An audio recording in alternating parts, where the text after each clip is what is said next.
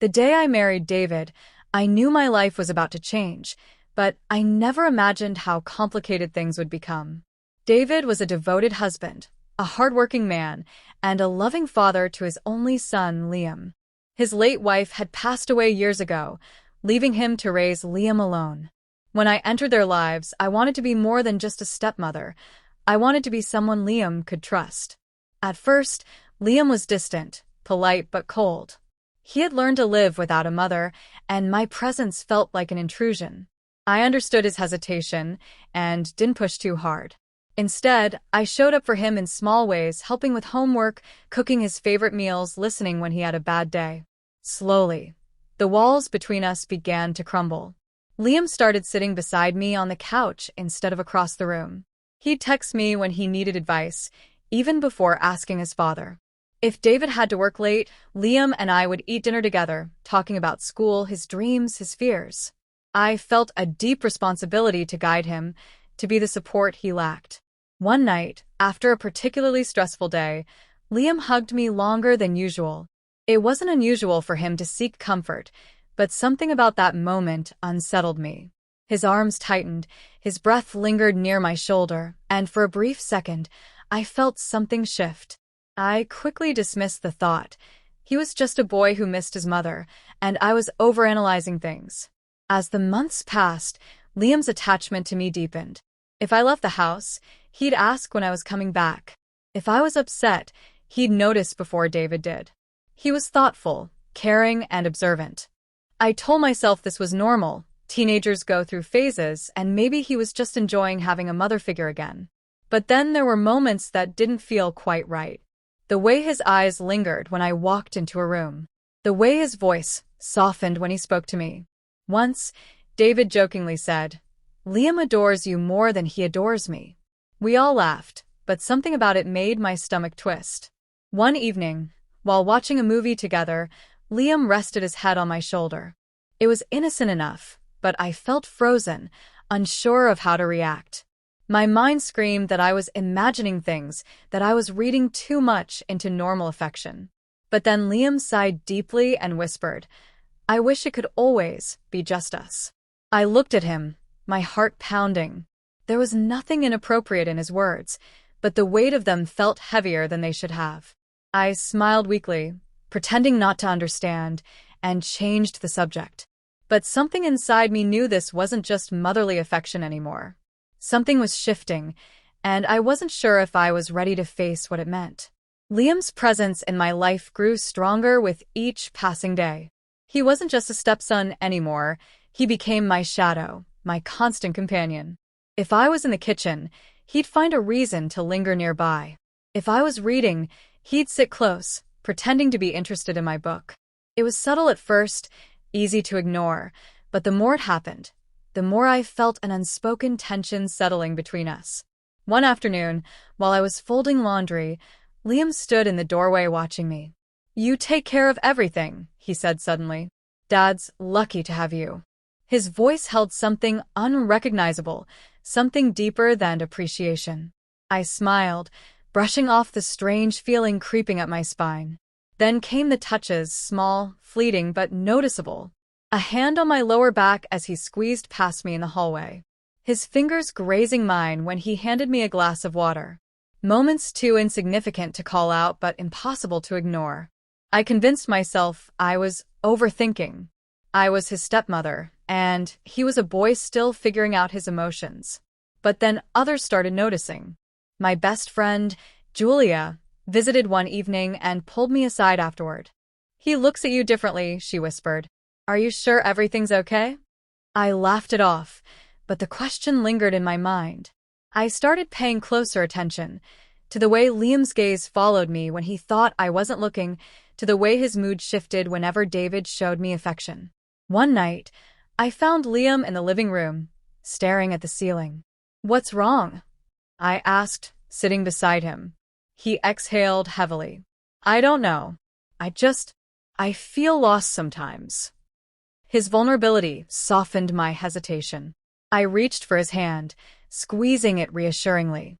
"You're not alone, Liam. You have me." His fingers tightened around mine. That's the problem, he muttered under his breath. I pulled back, my stomach twisting. What do you mean? He hesitated, as if weighing his words. Then, shaking his head, he forced a smile. Nothing. Forget it. But I couldn't forget it. The next day, I kept my distance, hoping the space would reset whatever was happening. But Liam noticed. Did I do something wrong? He asked, his voice almost desperate. No, of course not. I lied. I need to focus on some things. His eyes darkened. You're avoiding me. I didn't answer because deep down I knew he was right. Something was happening, something I couldn't explain or control. And the worst part? A small, terrible part of me liked the attention. The way he made me feel seen. Guilt clawed at my chest. I was supposed to guide him, to set boundaries. But the lines between us were blurring, and I was terrified of where this path could lead. Liam's behavior became impossible to ignore. He no longer hid the way he felt. His eyes lingered too long, his words carried too much weight, and his presence felt heavier than it should. I told myself I was imagining things, that I was projecting fears onto a situation that wasn't real. But deep down, I knew I wasn't. One evening, while David was away on a business trip, Liam and I had dinner together. The air between us was thick with unspoken words. He barely touched his food, his gaze locked onto me as if searching for something. I forced small talk, hoping to keep things light, but he wasn't interested in casual conversation. Can I ask you something? He said suddenly, his voice quieter than usual. I hesitated before nodding. Do you ever feel like you were meant for something different? His fingers tapped against the table, his leg bouncing beneath it. Like maybe you made choices, but they weren't the right ones? I frowned, unsure of where he was going with this. We all have doubts, I answered carefully. But life is about moving forward, not looking back. He exhaled sharply, almost laughing. That's what you tell yourself? Something about the way he said it made my stomach twist. Before I could respond, he leaned forward, his eyes dark and unreadable. I think you understand me more than anyone else ever has. I felt my throat go dry. Liam. I'm serious, he interrupted. You see me. You listen. You care. I care because I'm your stepmother, I said firmly, forcing myself to meet his gaze. That's what mothers do. His jaw tightened, and for a moment, I saw something in him I hadn't before. Frustration, desperation, maybe even anger.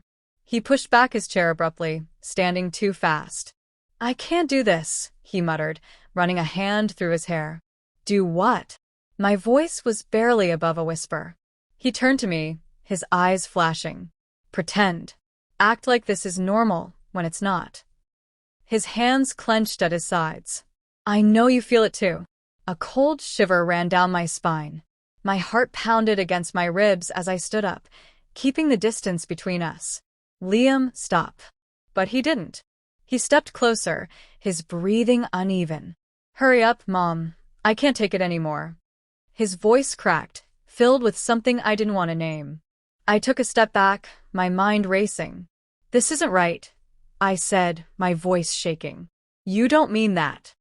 I do, he whispered, his eyes filled with pain. And you know it.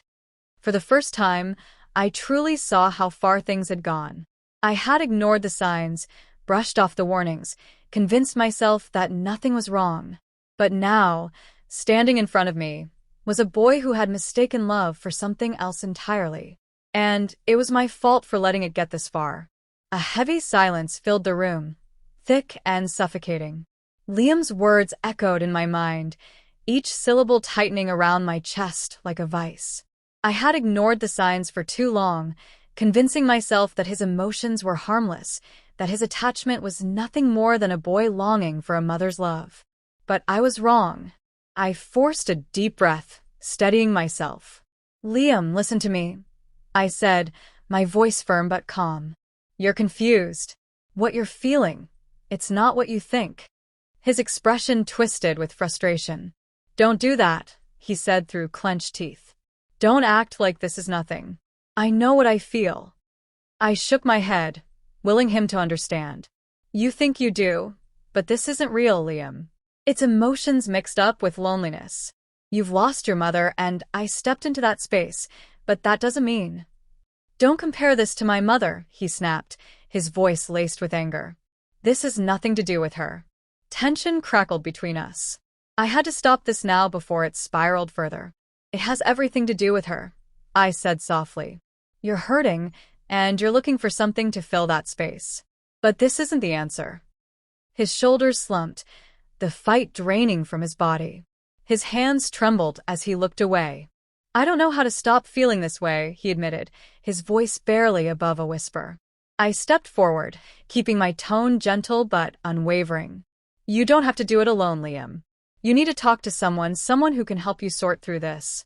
I care about you, but not in the way you want me to. Tears welled in his eyes, but he quickly blinked them away. He nodded, his face etched with shame. I messed everything up, didn't I?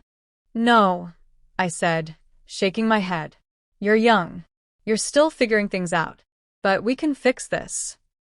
The next morning, I told David everything, not the full depth of it, but enough for him to understand that Liam needed help. It was the hardest conversation I had ever had, watching the confusion and concern cloud my husband's face. But he didn't get angry. He didn't blame me. He only asked what we needed to do to help his son. Counseling became part of our lives. Liam resisted at first, ashamed and embarrassed, but with time, he started to open up. Distance helped too. I stopped being the person he leaned on for everything, and he slowly found his own path. The tension that once suffocated the house eased, replaced by something lighter, something healthier. Liam no longer looked at me the way he used to. And though a part of me would always carry the weight of what happened, I knew we had taken the right path. This wasn't a love story. It was a lesson. A painful, complicated lesson about boundaries, emotions, and the lines that should never be blurred.